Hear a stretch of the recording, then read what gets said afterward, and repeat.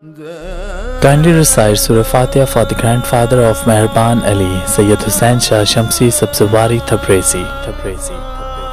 امام علی علیہ السلام کی خدمت میں ایک شخص آیا اور دستی ادب کو جوڑ کے عرض کرنے لگا، یا علی، انسان کی عقل کم کس وجہ سے ہوتی ہے؟ بس یہ کہنا تھا تو امام علی علیہ السلام نے فرمایا، اے شخص، یاد رکھنا، انسان کی عقل کم ایک خطرناک بیماری کی وجہ سے ہوتی ہے۔ تو وہ کہنے لگا، یا علی، وہ کون سی بیماری ہے؟ امام علی علیہ السلام نے فرمایا، اس بیماری کا نام خود پسندی ہے۔ یاد رکھنا،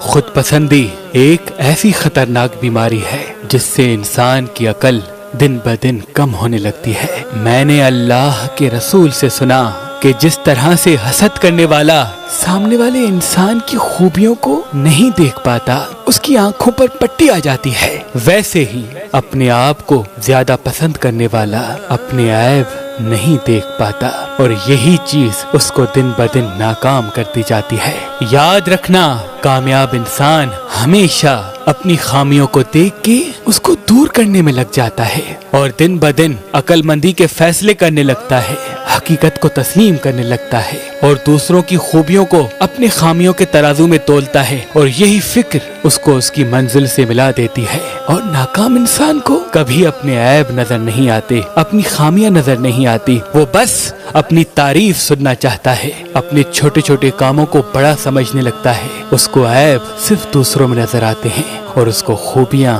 صرف خود میں نظر آتی ہیں، اور یہی سوچ اس کی عقل کو کم کرتی ہے اور وہ دن بدن ناکامی کی طرف بڑھتے بڑھتے اپنے آپ کو اپنی منزل سے جدا کر دیتا ہے۔